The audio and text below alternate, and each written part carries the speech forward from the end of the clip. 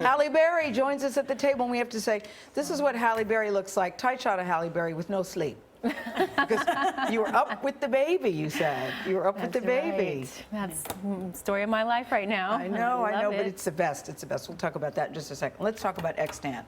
Because when I heard Halle Berry's coming to TV, at first I went, what? Then I said she's coming to CBS. I went, yay. And then I heard it was science fiction. I went, So when you read it, you thought what for you, Halle? When I read it, I thought, wow, what an amazing character. And that's what I'm always looking for, a new challenge, something I haven't done before. And when I read it, I thought, this is sci-fi, which sometimes is hard for me too, but because this sci-fi was so rooted in family and grounded, and the characters were complicated and deep, I thought, this could be really wonderful. Well, we all watched it last night, and you left us with such a cliffhanger that I thought, now I want to know what's going to happen. But was there a part of you that went, Halle Berry doesn't do TV? Because people were surprised to hear you were going to come do TV. But Halle Berry has always done TV. You know what I mean? I've done some great, shows with Oprah. Yes. I've done Girls Are Watching God, introducing Dorothy. But a series, you know what I mean. That's what I mean. But I think I've never looked at TV as a negative. As I was doing well in my movie career, I always came back to do television movies. I go where the work is. I go where the characters are. And I'm happy now that other people are starting to do the same thing. That medium is sort of, those lines are blurring. Yeah, you're right. These 13-week episodes on CBS have been very successful, like Under the Dome last year, and this is a new one. And in this first episode, you're an astronaut, you're in space alone, you're there for, 13 months, and then you come back and you're pregnant. Hello, how does that happen? That's going to be really interesting to, as that storyline unfolds, what actually happened in space. Is it an alien baby? You gotta watch and find out. Pushing. It's something. It's right? something. That's why it's such a cliffhanger, right, Kim? Yes. And you don't really find out. You find out, but slowly. It's something that it's very mysterious, it's very suspenseful, and there are many twists and turns along the way getting to that resolve as to what actually happened. And the executive producer is Steven Spielberg. Wow. I mean, have you worked with him before? I did a long time ago on the Flintstones, but this is our first time really hands-on working together and collaborating, and he is wonderful.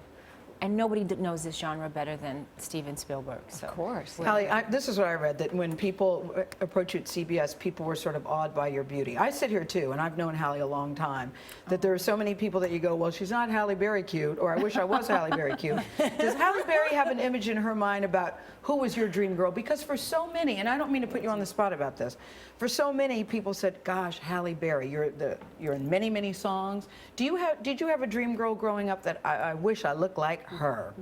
Dorothy Dandridge. Did you? Did you? Very nice. And then you end up playing her. And then I ended up, that was a real highlight, for my career to play her. But she was my early role model, sure. I remember seeing her on television and seeing a woman like me, my color, on television, and I just was, I was hard-pressed to find those images when I was 8, 9, 10 years old, and she was very impactful. Yeah. Do you ever have a bad hair day, or I just look like crap today? Yeah. And what does that look like? You've seen those paparazzi shots of me pumping gas, looking like... No, the paparazzi shots, I have to say, let's talk about the paparazzi for a second, because I love the crusade that you have done. I saw Jennifer Garner recently, and she said, I was saying, this is so great what you all have accomplished, and she said, I put it all on Halle Berry, who sort of led the charge. That's what she said about you. That's nice. So bring us up to date about that and why you were felt so strongly about this. Well, that wasn't my first inkling to try to change the law. I was told I could never do that. So my first inkling was to move. I asked the judge if I could move to France and take my family, all of us, my daughter's father included, and I thought, we'll do life over there because they already have laws that protect children. I was marrying a Frenchman, so I thought this is the way to go. Well, the judge said no, and I thought, okay, I've been told no. What do I do? Do I sit and cry about it, or do I go do what people have told me I can't do, change the law? So I did it because I had no choice, and when you have no choice, you attack something, I think, in a different way. I couldn't take no for an answer because living life in LA the way we were living with that crush of paparazzi for my kids just wasn't going to work. I remember a very vivid scene at your school, at your daughter's school, where you're in the face of a paparazzi, in his face telling him to get to leave us alone.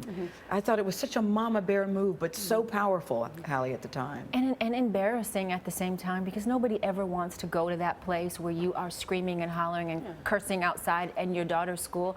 But I had reached my personal limit that day of having my daughter be afraid to go to school. I bottomed out, if you would say, and I went off. And that's when I knew I had to move. That's when I tried to move. And when things didn't work, finally, I decided I'm going to put all my energy into changing the law. And luckily, How's your life Senator changed? De Leon, And how because of different it? is it now? Yeah.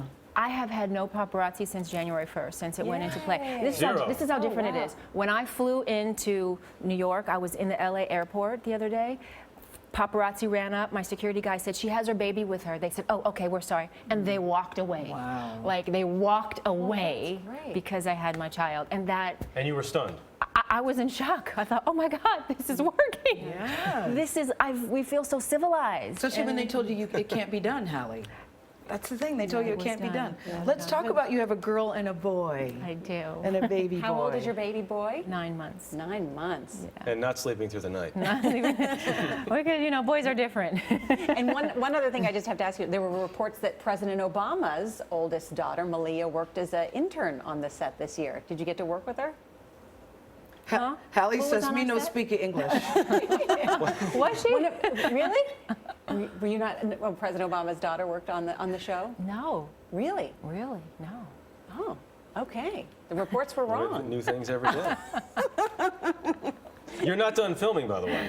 No, we go back tomorrow. I go back to work and we start filming our last episode, our finale. Okay. Yeah. I can't wait to see how Good it luck. ends because it opens with it opens leaving a cool everybody show. intrigued. Thank you. Congratulations. Thank you so much. Congratulations. Halle, I caught that wink to Gail.